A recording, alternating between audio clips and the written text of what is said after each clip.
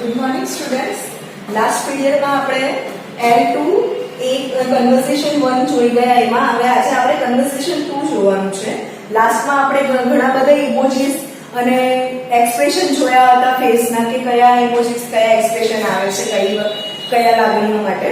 તો હવે આપણે નેક્સ્ટ કન્વર્સેશન 2 જોઈએ.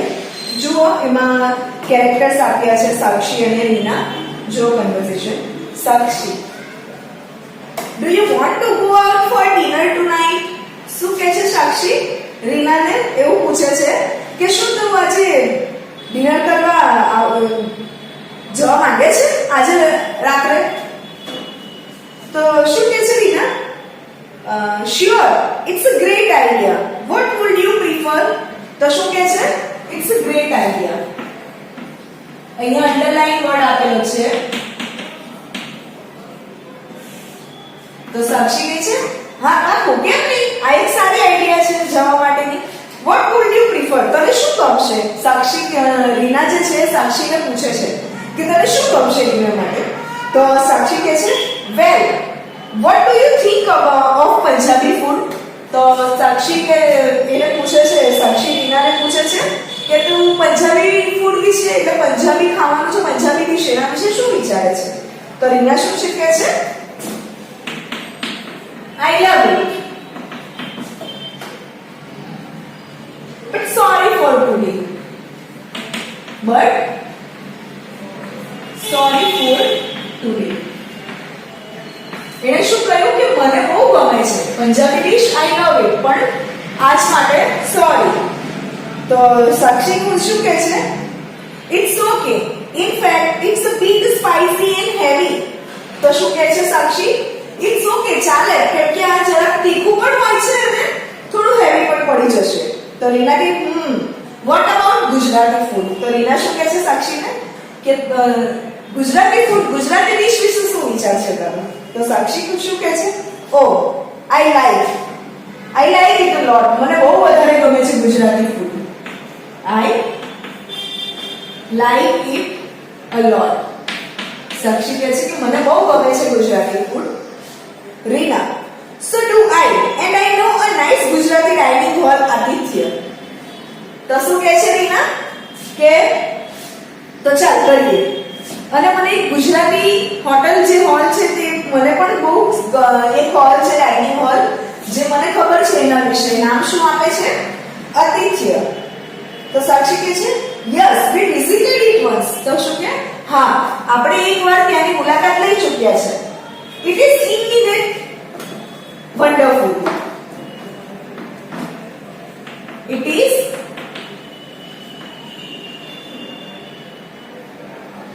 indeed wonderful.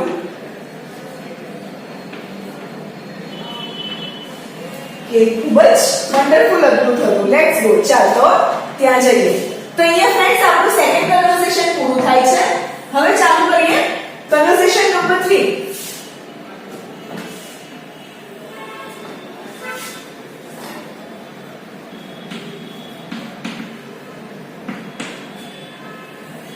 જો હવે આમાં શું વાત કરવામાં આવી છે? આમાં કેરેક્ટર્સ આપ્યા છે ઉદિત અને નુપુરના. જો ઉદિત કહે છે ઓ Nupur, you are beaming with joy today. What's the matter? શું કહે છે ઉદિત કે હે નુપુર, તું તો આજે ખૂબ જ ખુશીથી ભરાયેલી લાગે છે, બહુ જ ખુશ દેખાય છે. કારણ શું છે? મેટર શું છે? શું વાત છે? નુપુર શું કહે છે? Yes Udit, I am. હા, હું ખુશ છું, બહુ જ ખુશ છું. Today is my birthday. શું કહે છે? પહેલું શું અહીંયા આવેલું છે? એક્સપ્રેશન બતાવ્યા છે.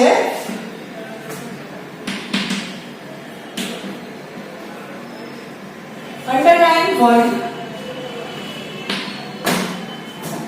with joy. With joy. તો નુપુર શું કહે છે? Yes Udit, I am. હા, હું બહુ ખુશ છું. Today is my birthday. આજે મારો જન્મદિવસ છે. Udit, oh really? Many happy returns of the day. Oh really? તો ઉદિત શું કહે છે? oh ખરેખર. પછી એને શું આપે છે? શુભકામના આપે છે એના જન્મદિવસની. Many happy returns of the day.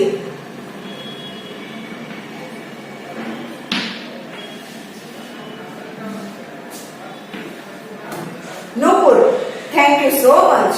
Here you are.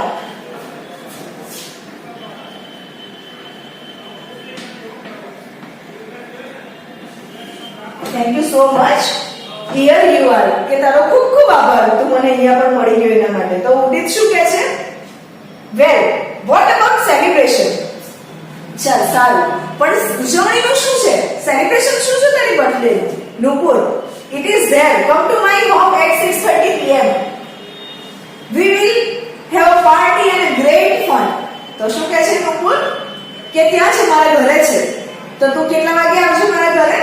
6:30 વાગે સાંજે આવજે. આપણે બધા પાર્ટી કરીશું અને ખૂબ જ મજા માણીશું. Udit, sure I will. Thank you for the invitation. Nupur, see you, bye. તો શું કહે છે ઉદિત? હા હું આવીશ, ચોક્કસ આવીશ. Thank you for the invitation. આમંત્રણ આપવા માટે તારો ખૂબ ખૂબ આભાર. નુપુર કહે છે see you, bye. સારું તો ચાલો. તો ફ્રેન્ડ્સ, કન્વર્સેશન 2 અને કન્વર્સેશન 3 માં આપણે આ થોડા ઘણા એક્સપ્રેશન બતાવતા વાક્યો દેખાયા. જેમાં આ એક્સપ્રેશન આપણે વાંચીએ તો આપણે આ એક્સપ્રેશન દ્વારા ખબર તો પડી જ જાય કે કઈ લાગણી બતાવે છે અને શું ભાવ દર્શાવે છે. ભલે આપણે કોઈ વાત ના ખબર હોય કે કારણ ના ખબર હોય કે આ લાગણીઓ કે ભાવના શાની વ્યક્ત કરવામાં આવે છે, પણ એટલું તો આપણે ખબર પડી જ જાય કે આ ખુશીની છે કે ગુસ્સાની છે કે દુઃખની છે કે ઉત્સાહની છે, આનંદની છે, એકદમ જ જુસ્સાવાળી છે. એટલે આ લાગણીઓની આપણે ખબર તો પડી જ જશે. તો ભલે આપણે કોઈ વાત ના ખબર હોય, પણ આ સેન્ટેન્સ પરથી આપણે ડિક્લેર તો થઈ જ જશે કે કયા કયા એક્સપ્રેશન આપવામાં આવેલા છે. ચલો જોઈએ આપણે L to B ની એક્સરસાઇઝ.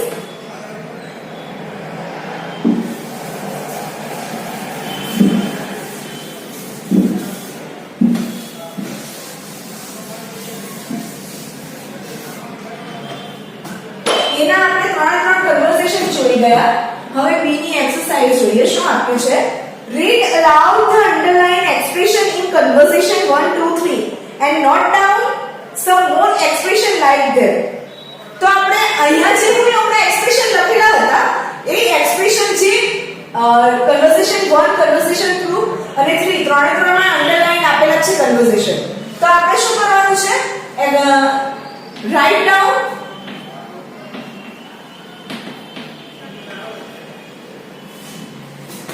conversation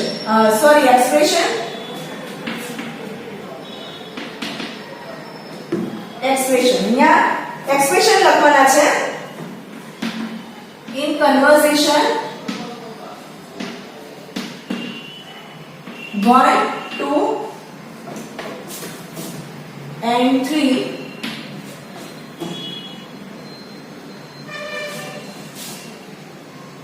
અને write more your own. 1, 2, 3 માં આપેલા કન્વર્સેશન આપણે લખવાના છે અને વધારાના તમારી રીતના તમારે જાતે લખવાના છે. તો તમારે આ B L to B હોમવર્કમાં કરવાનું રહેશે. ચાલો નીચે જોઈએ L3. Read the expression of appreciation and complete the dialogue choosing the suitable expression working pair. અહીંયા આપણે ગ્રુપમાં આપેલા છે બધા એક્સપ્રેશન આપેલા છે ગ્રુપમાં. તો આપણે એ ગ્રુપમાં વર્ક કરીને ખાલી જગ્યા આપી છે એમાં એ appropriate choosing suitable expression choose કરીને આપણે ખાલી જગ્યા પૂરવાની છે. તો જુઓ ફર્સ્ટ છે શૈલમ. Let's go. આપણે પહેલા એના વિકલ્પો જોઈએ કયા કયા ઓપ્શન આપ્યા છે. That's a sound good. I like a lot. It's indeed a great idea. I really wonder about it. What a beautiful scene. ચાલો જોઈએ હવે L3.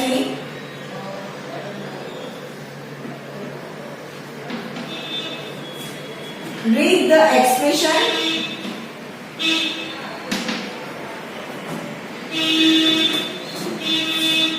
for appreciation.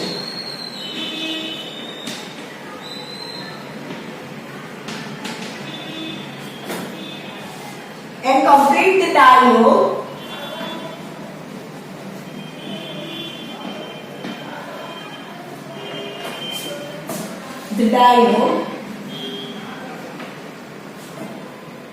choosing the suitable expression. Choosing the suitable expression. તો જુઓ તમે ટેક્સ્ટમાં આપ્યા છે. હવે આપણે ડાયલોગ જોઈએ. ફર્સ્ટ એ શૈલ, કેરેક્ટર છે અહીંયા શૈલ. શું કહે છે? Let's go for a picnic Taslim. Let's go for a picnic Taslim. તો તસ્લીમ શું કહે છે?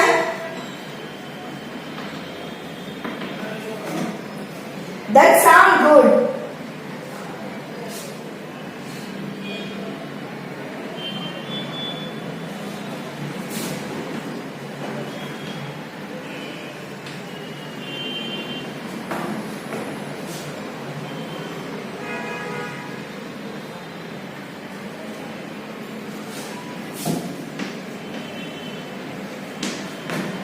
શું કહે છે તસ્લીમ?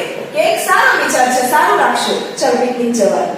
હવે આગળના જે છે 2 3 4 5 6 ડાયલોગમાં જે ખાલી જગ્યા આપી છે એ તમારે સુટેબલ વિકલ્પો છે એમાંથી પસંદ કરીને ખાલી જગ્યા પૂરવાની રહેશે. ચલો હવે જે છે L2 માં એ આપ્યો છે એ આપણે આગળના નેક્સ્ટ વિડિયોમાં જોઈશું. Thank you.